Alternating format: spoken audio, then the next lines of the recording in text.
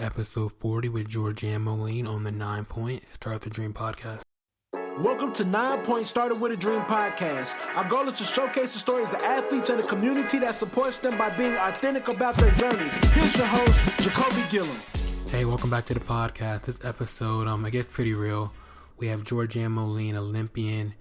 We go through her journey and just how she started out just as a girl that just wanted to make some friends through sports to really become an Olympian and how that dream first came about.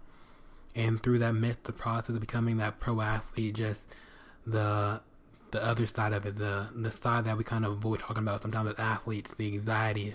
So you're gonna learn about her journey and how she kind of overcame that cloud and what she's doing next. So hope you enjoy and let's get to it. So Georganne, the question I ask everyone comes on is, when you're younger as an athlete, what's one of your bigger dreams or goals you want to achieve? You know, when I was younger, I wasn't really in athletics, or I really didn't get into track or athletics until I was in high school. So for me, growing up, my mom was just like, you have to do something, because I was a very shy kid. And it was more so, I was always on the search of finding friends. I know it sounds weird, but the social aspect of everything. I was just really shy, and I didn't really have a lot of friends. So my thing was ooh, I want to join teams so I can get a friend or something like that, you know? So yeah, I mean, I never really dreamt about the Olympics or anything like that. That kind of seemed impossible. It just never seemed like something that I would ever dream about, because it's well, why would I? You know? But yeah. So how did you kind of make some friends through some sports and that? You kind of started realizing that you actually had some talent. When did you start kind of thinking bigger picture? Totally high school. And that's when I was oh, I'm actually kind of good at this whole running thing. And it's, I kind of like it. And then I started realizing I didn't know you could get scholarships for track. So for me, when they told me, well, yeah, we like to bring you to our school, blah, blah. I'm wait, you'll pay for my trip? They're yeah, it's a recruiting trip. I'm oh, I've never knew what that meant, you know? So for me, yeah, it was more so because I wanted to take the burden off of my mom, because she wanted me to go to college and was going to get 3 jobs if she had to send me to college. So it was more so because I was ooh, I'll get it paid for. That's why I'll run track in college. Yeah. So if it wasn't for that external, one to kind of help your mom out, would you have done it? I think I would have, to be honest, because I always wanted to go to college, and the fact that I really love track, I was well, that just seems kind of like a dream. I get to run track and be in college. That sounds pretty cool. What's the harm in that? You know? So I think I still would have done it, but I was definitely driven for that reason. So were you always a hurdler? I was, because my high school coach, Props to you.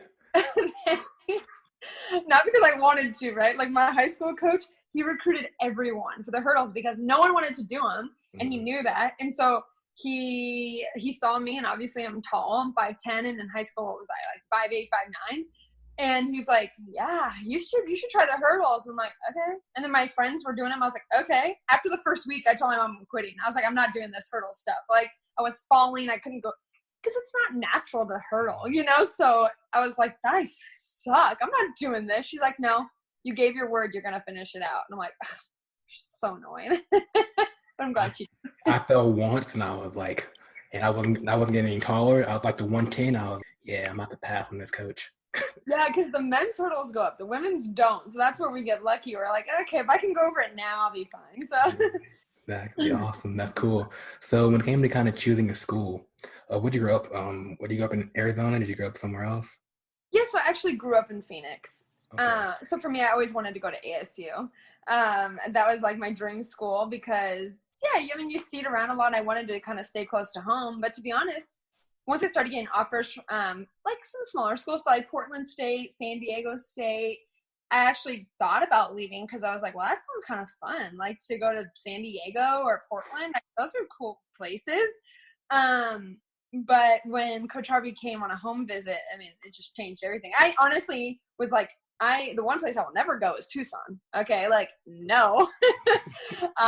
There's no way. And so, yeah, it was, I was actually blown away when he came on my visit, because I wanted a coach to believe in me. I'd never had a hurdle coach, and I felt a lot of schools were telling me what I could do for the team and telling me, like what I could do for them. But then Coach Harvey, when he came, he told me, he was all about me. And he was just like, I believe in you. And I was like, oh my gosh, that's all I want. I just want someone that's going to take a chance on me. And he was doing it for me. And then, it was just different. So that's when I was like, yep, I'm a Wildcat. Definitely. So kind of going on that, he kind of gave you that sense of just confidence, right? That you can be more. For any athlete that, like you say, they're kind of going through that journey, you kind of figure out a school. How would you say go about figuring out what school is best for you, just from your experience? Yeah, you got to just, first off, like you have to, I feel like more so you have to feel a connection with that coach. That is everything, because that is going to be someone you spend more time with than you spend with your parents and sometimes even your friends. And it's like, you got to create this partnership. So for me, I wanted a coach that understood me and that I felt we were on the same page, even in a 2-hour home visit. Like, so I think when looking for a school, we get caught up in like, for example, like UCLA, like, oh my gosh, they're a powerhouse, or LSU, wow, they're a powerhouse for sprints, which by the way, LSU has an amazing coach and I love him. But anyways, that's beside the point.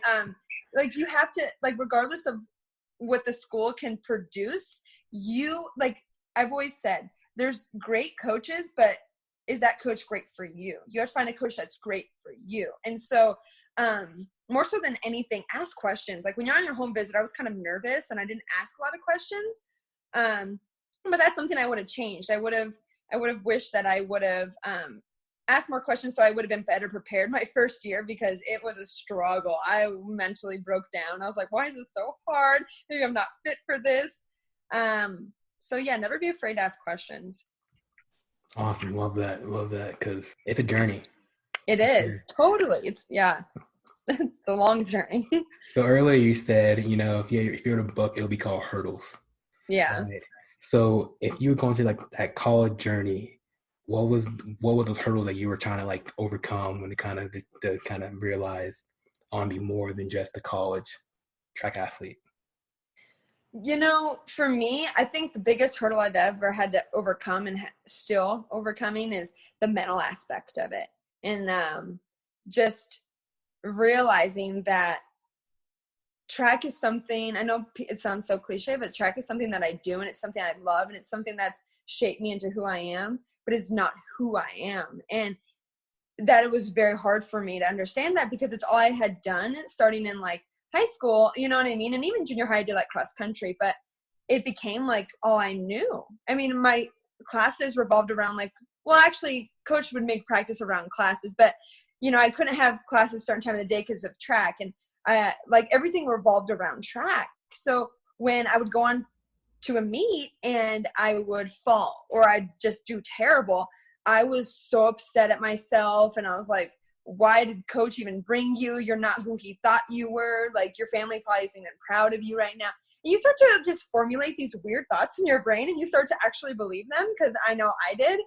Mm-hmm. And then I started to question everything, and like, well, if I'm not, if there's no track, then who am I? Like, why do people even like me? People only like me because I'm fast. Like, you just start to think weird stuff. So for me, that is the hugest obstacle I've ever had to overcome. Obviously, I had a lot of injuries, but those I think were so minuscule compared to the mental aspect of it. Because, when you get injured and you're at a D1 school, I mean, they have so many people helping you get through that injury. My coach, we did pull workouts.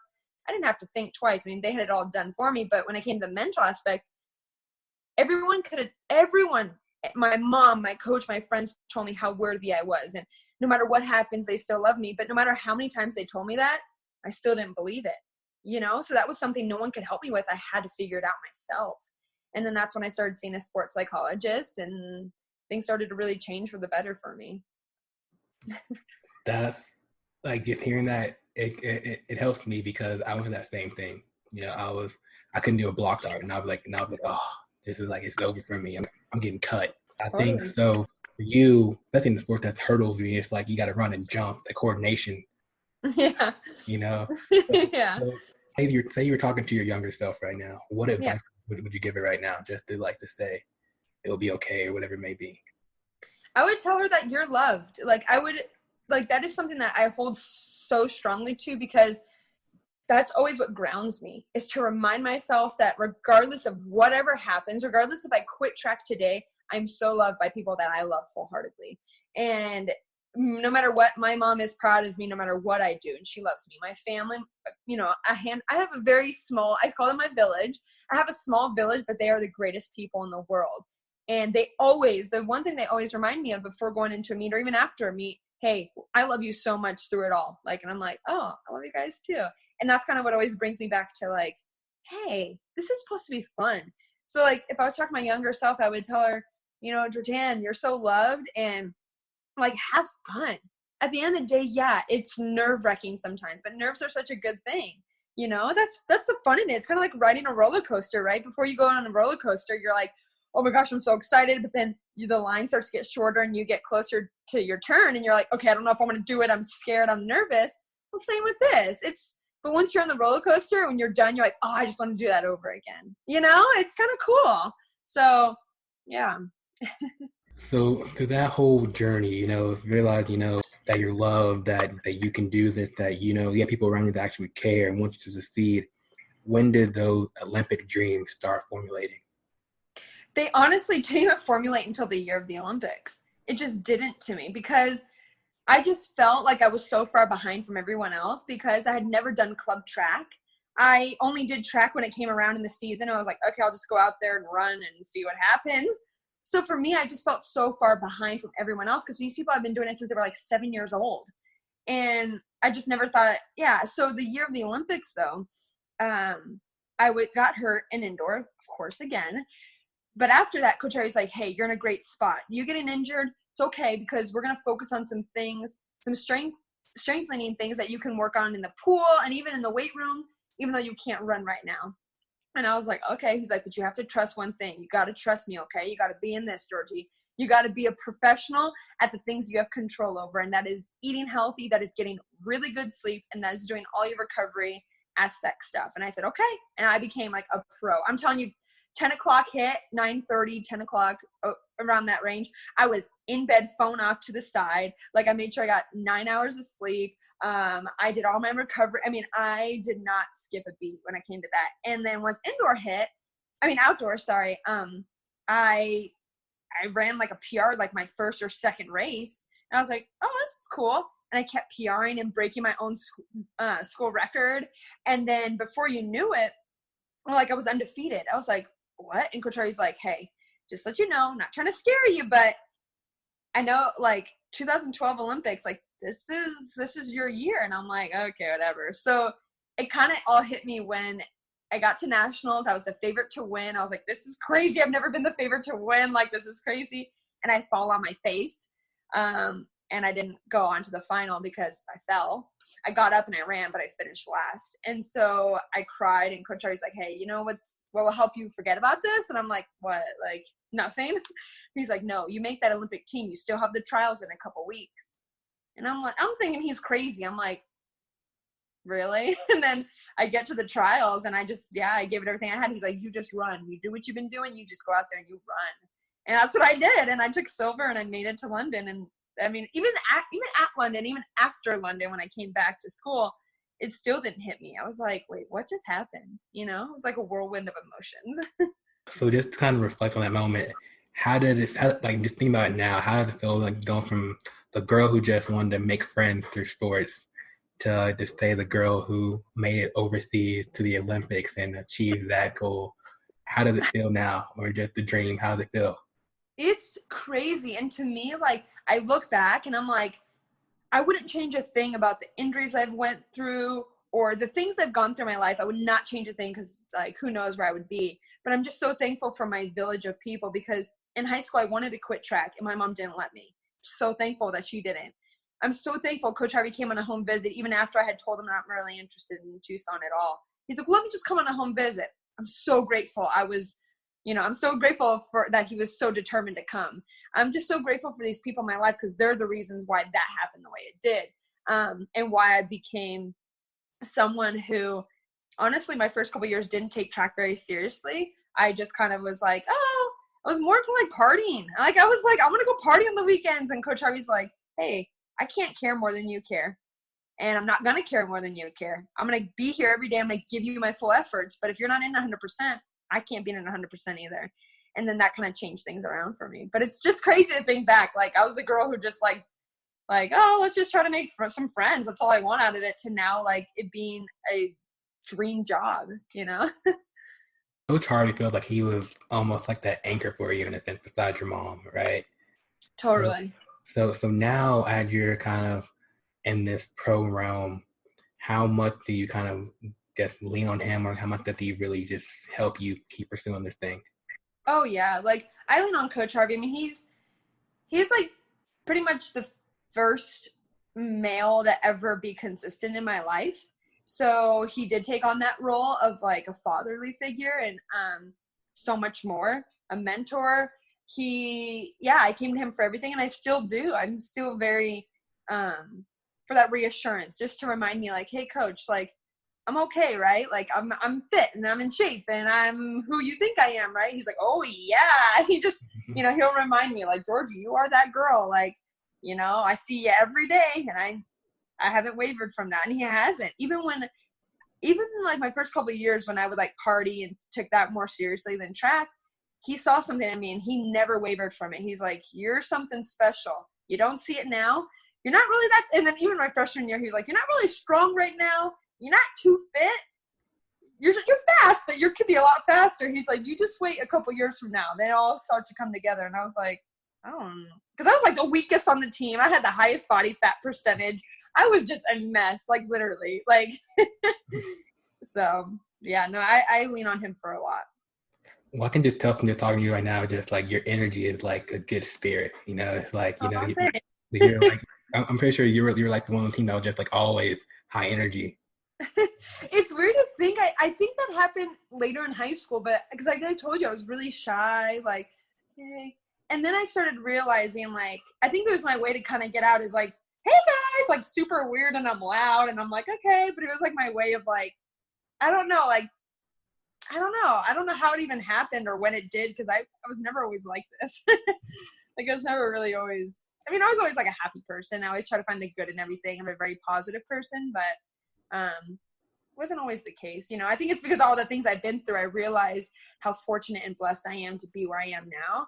And I thank God every day. I'm like, I can't believe this. I still can't believe you have me running track and hurdles after everything I've been through. And there was a point I wanted to quit. I literally wanted to quit. I hated it. And I had a good contract, and I was like, I'll give it all up because I just want to be normal. I don't want these pressures. I don't want this. I want to be out of this, So I'm just really thankful. So when you said like there that you wanted to quit, like you were willing to give it all away, like give the money away and just pursue this regular non-athlete life. Totally. And what helped you come back, or just break out of that? My village of people, they just reminded me like, hey, I want to believe you when you say that you don't love this, Georganne, but I can't. And I had everyone in my life tell me that. They're like, I get, like, even my mom, my coach, like, I get nothing out of this. If you decide you want to stop right now, you've had a great career of track. You've made the Olympics. I'm an All-American. You've done some incredible things. He's like, my mom and him were like, but I don't believe that this is not what you want anymore. Like, I don't believe that this is what you want, like what you want. And so they kind of pulled me out of it. And it was so hard. I think it was hard for me going through what I went through, but I think it was harder for the people in my life who love me, because my mom would cry and she's like, because she felt helpless. Like, she couldn't help me. Because I'm telling you, when I would come home and I would go in my bathroom and I would just cry. And I just hated waking up. I hated going to practice. I missed a lot of practice because I told coach I wasn't going to come because I didn't want to. And, and that's when my psychologist kind of came in my life too, and was, kind of put things into perspective for me and my fears and the things that were just scaring me away. And I started to face those fears and started to kind of give myself self-love and talk to myself. Like, and so, yeah, like if it wasn't for the people in my life, there's no way I'd be where I am now. No way. Yeah. Love that. It's that village. Yeah, it is. It really is. It's just like, and they always tell me like, well, you're the one out there running. I'm like, yeah, but you don't get, it's like, if it wasn't for you guys, I would not be out here running. Mentally, I was so messed up that I didn't care. Like, I was just like, I don't care anymore. Like, So you say like it was you kind of in like that mental state, right? Was it almost like a cloud was over you? You just couldn't see the light. Couldn't. I couldn't. Yeah. It was just like hovering over me. And I don't know if I've ever experienced depression, but that had to be the closest thing to it for sure. Because I wanted to sleep all the time because I was like, when I was awake, all I would think about was track and hurdles, and I wanted to just cry, and I hated it. So I just wanted to sleep and sleep and sleep and do nothing, just do nothing all day. And yeah, it was like probably the lowest point in my life, and it lasted for like years. I mean, Oh wow. yeah. And yeah, I was still out there performing. And that's the crazy part is like, I was out there performing. And at one point it's when I was injured. So like, it was just sucky, but like I was out there performing. I was still doing great. I was still like top 10 in the world, which is awesome. But like, I hated every minute of it. I hated traveling I just did it because it was in my contract where I was like, I have to do this, you know? And I was just like, ugh, like, don't want to, but I have to. And then that's when I was like, yeah, it was bad. I've been there, and I think the thing with sports is like as athletes, we kind of get put on this pedestal, right? We can't really come down from. We can't really talk about the anxiety, the depression, because we could call everything but an athlete. Yes. And it's really unfair that we have to feel like we have to like struggle alone on things like this when you really could just be able to just say, hey, so Yeah. No, it's really funny that you say that because so often people, I think, don't really understand, unless you're in it, you don't understand the true life of an athlete. And I don't even know what it would be like to be a pro. But everyone is in my ear telling me like, well, you should be so happy that you get to go represent like the United States. You should this is like, you're ungrateful if you're not happy that you're so blessed in what you get to do. But I'm like, just like any job, which people don't like to see it as a job. You know, so many people ask me, well, what's your real job? I'm like, this is my real job, you know? And they're like, wow, that must be easy and fun. And like, wow, you know? And I'm like, I get it. Like, we all have our own types of stresses, but like certain stresses, my mom is a 5th grade teacher, and oh my goodness, I could never do her job. I'm so serious. There's no way I could do her job. She has 35 kids in her classroom. It is absolutely crazy. But she would never want to do what I do, you know, she tells me all the time. But yeah, every job has their own stresses. But when people try to downplay like what I do, it's so hurtful because I'm like, gosh, if you only knew, you don't even know. You know? Like, yeah, it's tough. And the practices, the eating right, the sleeping, the sacrifice you have to make, the traveling.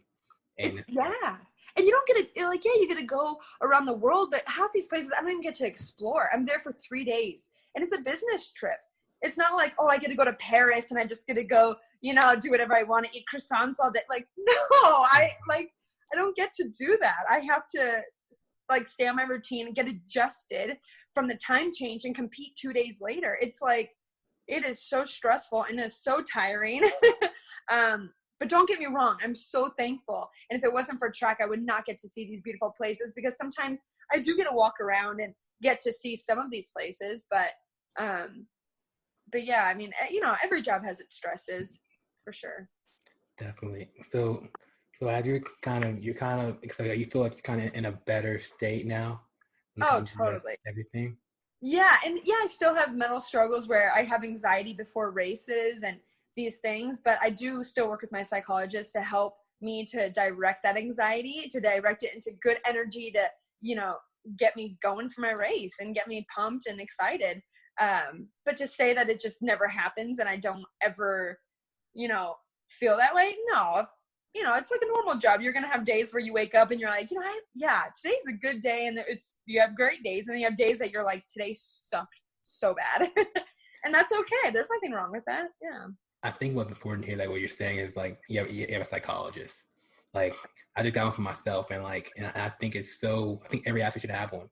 Totally. I agree. Because we get thrown in our heads, like you're saying, you know, just about performance, just the achievements, and it's like, you can just talk it out.